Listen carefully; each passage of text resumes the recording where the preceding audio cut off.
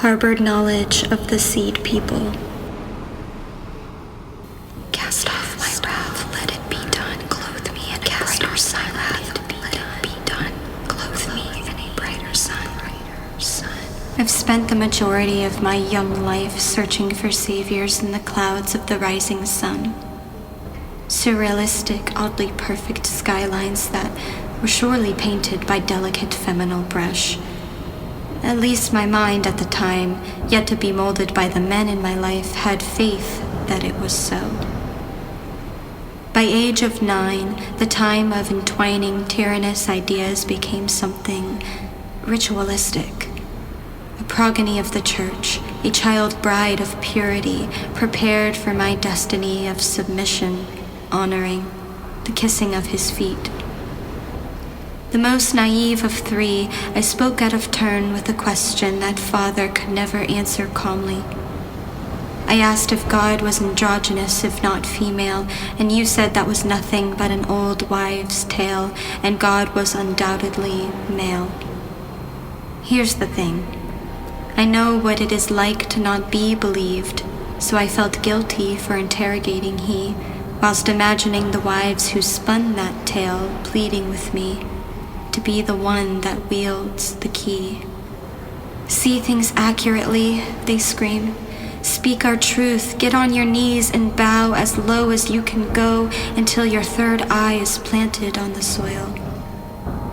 These cries ring in my mind in the middle of the night, in spite of the prayers you repeated as you put me to bed. With a whiskey breath I'll recognize even after I'm dead. Tucked in tight, my eyes were unmoving, and my pupils burned a hole in the blackness of the sky. Millions of native swamp stars winking, as if they knew something I have yet to discover. Harbored knowledge of the seed people, of goddess humble. At 16 years old, hence declared a fumbled whore. Of course, at age 18, nature, my mother, took her role as mentor.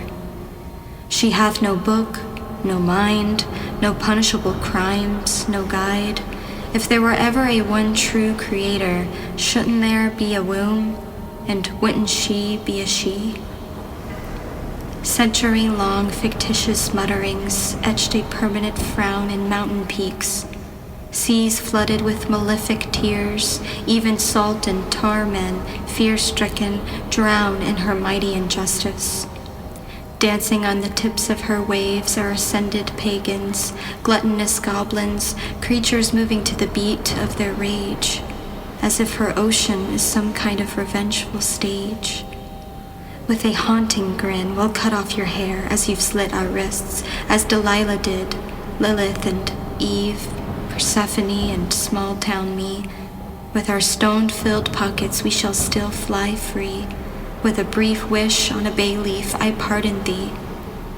My flowers turn from funeral necessities, Sunday-pilled reserves, into something metaphysical, an ethereal hearse. I'll draw 5 crucial points of her star, with my spirit at its center, and the elements as the place at which my will enters. I eagerly chase the wisp of the girl I wish to be. Fire under her feet, wind beneath her wings, water streams sing dreams, earth in which she sleeps. Can I rest my head here, instead of the bed he laid me in? It is presently my 25th year, and with each passing minute since the quarter turn, the memory of your totalitarian teaching starts to disappear. Without any semblance of apology, I've gifted a forgiveness that is most sincere. Because if God taught me anything, it is that a baptism of resentment will tear you to shreds. This is the one lonely lesson I bore in my pagan ascension.